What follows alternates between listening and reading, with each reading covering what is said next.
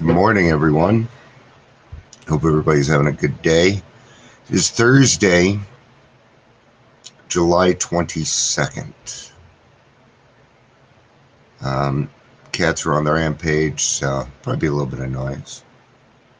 And I got a fan blowing on me. If that's too much, just let me know, and I'll turn it off. I try and blow it towards me from behind it so it doesn't blow into it. Usually works. I haven't had a complaint on it yet.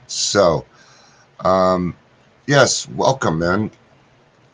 Today we're going to talk about the good and the bad. We're talking about character defects.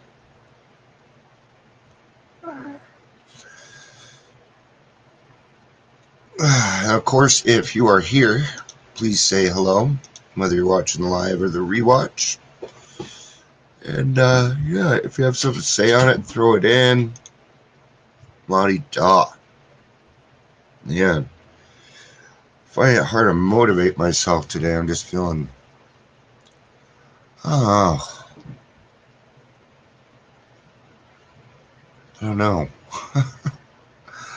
uh, it, it's kind of hard to describe. It's just that I've been doing a lot of stuff lately, and yeah, I'd like to see some of the fruits of my labor, but things happen in God's time. This isn't a, yeah. What I'm trying to do is figure out: am I waiting for God's time, or am I supposed to be doing something else? Probably some of both, right?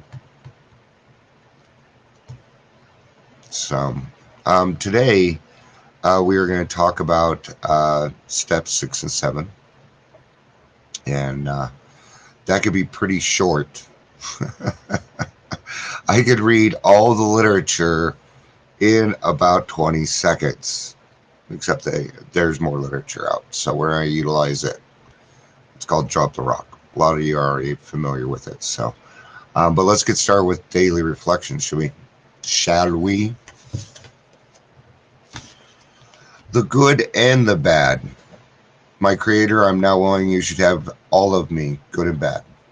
Pretty short, huh? Alcoholics Anonymous, page 76. I'm going to read it because it's not going to take much time, and then we'll get to Drop the Rock. All right. It's actually 3 paragraphs, 2 or 3 paragraphs, right? All right.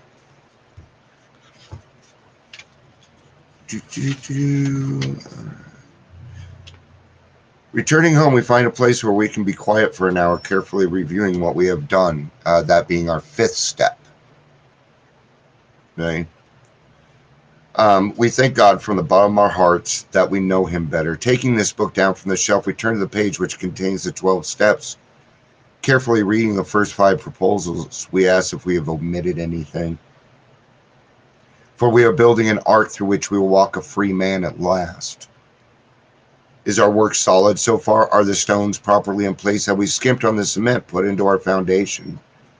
Have we tried to make mortar without sand? If we can answer to our satisfaction, we then look at step 6. We have emphasized willingness as being indispensable. Are we now ready to have God remove from us all the things which we have admitted are objectionable? Can He now take them all, every one? If we still cling to something we will not let go, we ask God to help us be willing. I can tell my wife is up because the dog is moving around.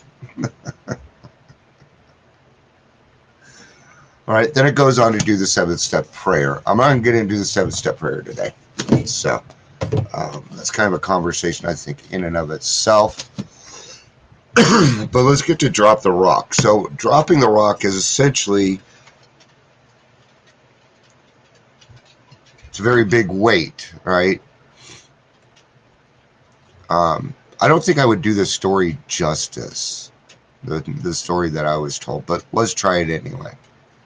So the lady that wrote this, and I haven't got to this part of the book yet, but I guess she was talking about her AA people were in a boat, and she was trying to swim to them. Of course, this is an analogy.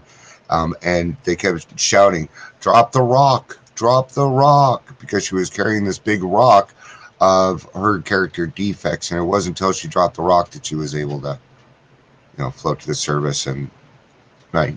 So that's the concept of drop the rock. Pretty easy, pretty straightforward, but there's always more to it, isn't there? I'm just going to start at the beginning. Um, so I'm going to skip the introduction, the preface and stuff. At the beginning of the discussion of the sixth step in the 12 of 12, it says in a rather sexist way that this is the step that separates the men from the boys. Becoming entirely ready, moving into total willingness, is hard. It requires a great effort and awareness. Yeah, that verbiage probably isn't the best, but get the fuck over it. Come on.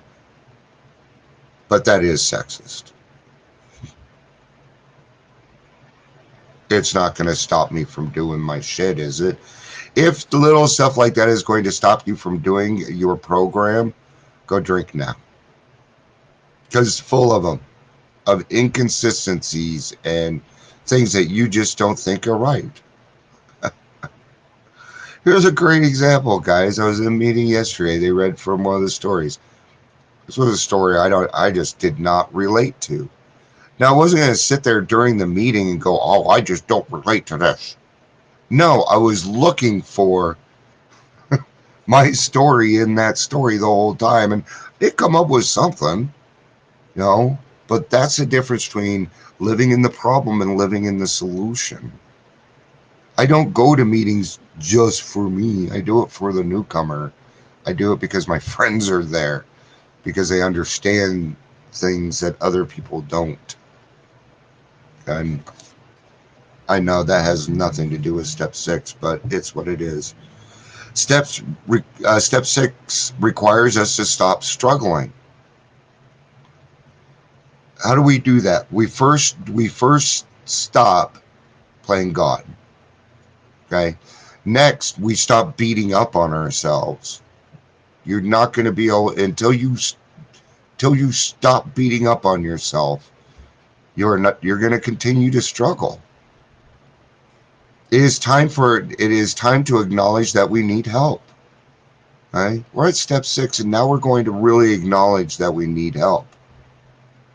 But Dion, I got rid of the alcohol. We're not talking about the alcohol anymore. Are we? Are we still talking about the alcohol? Oh. Not only help to stop our addiction, but to help live better lives. Having gone through steps 4 and 5, we have become aware of our defects of character. Perhaps pride and thoughts of superiority are blocking the way to serenity. Or maybe the habit of judging others. Perhaps it is a deep resentment, envy, or self-pity that keeps us in turmoil. That's my big one right there was listed. I had a very bad habit of judging others.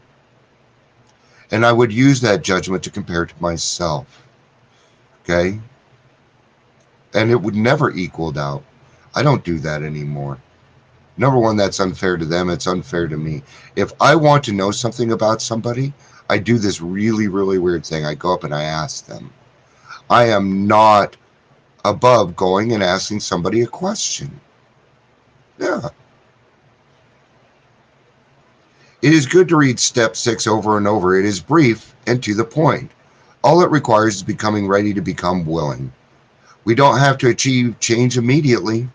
We can work on our attitude of our mind and pray about it. We can think it over and see that our lives have become more trouble-free when we rid ourselves of destructive habits, like taking other people's inventory, deep resentment, self-pity, envy.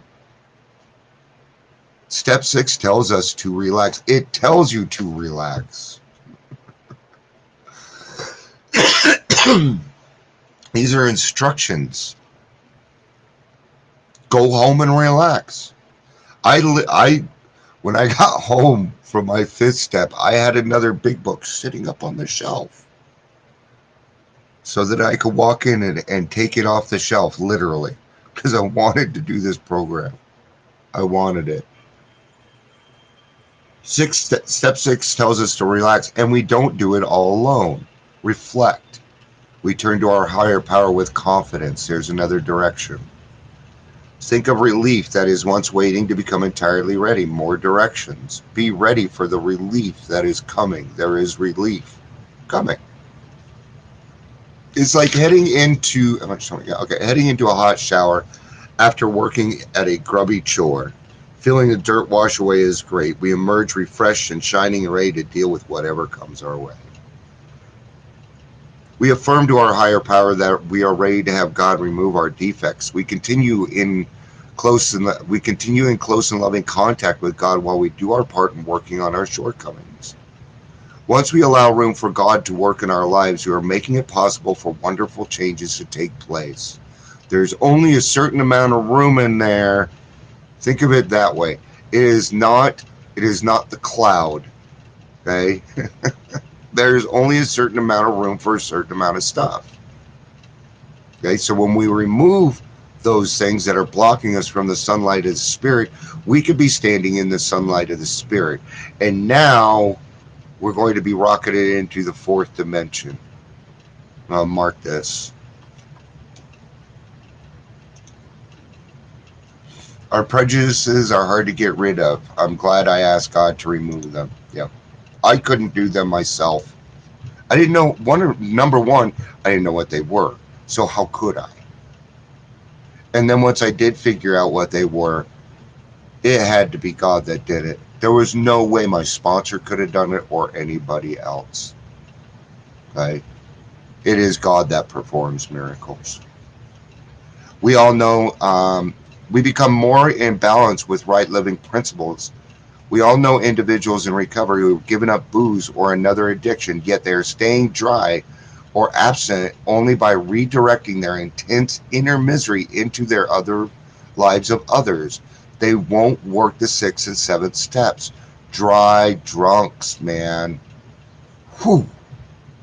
The people that pound on the, I'm so grateful.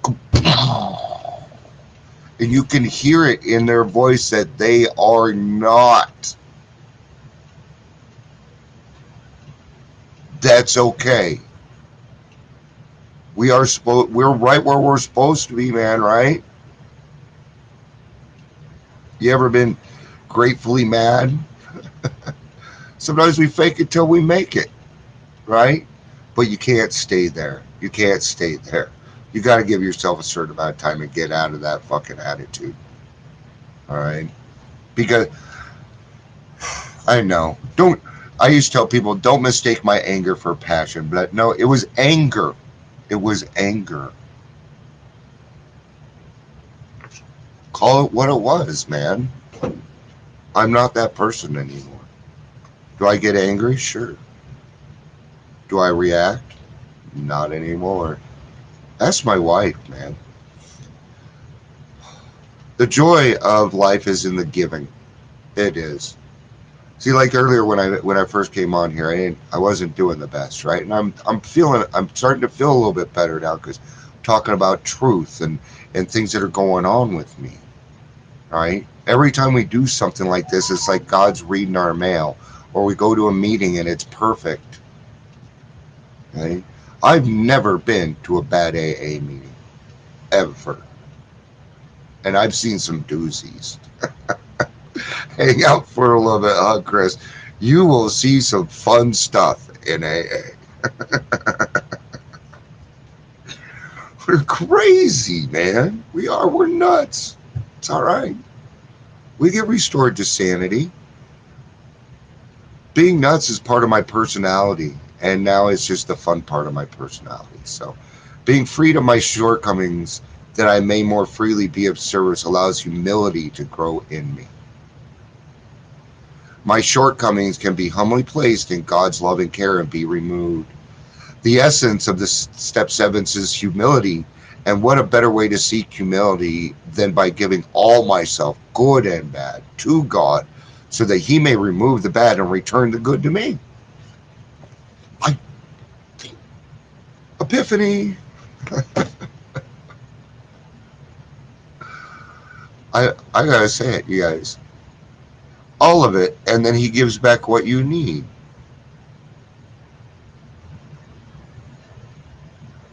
See, I was just letting go of the things that I do give all of myself to God. So I guess I was doing it. But the concept itself just hit me.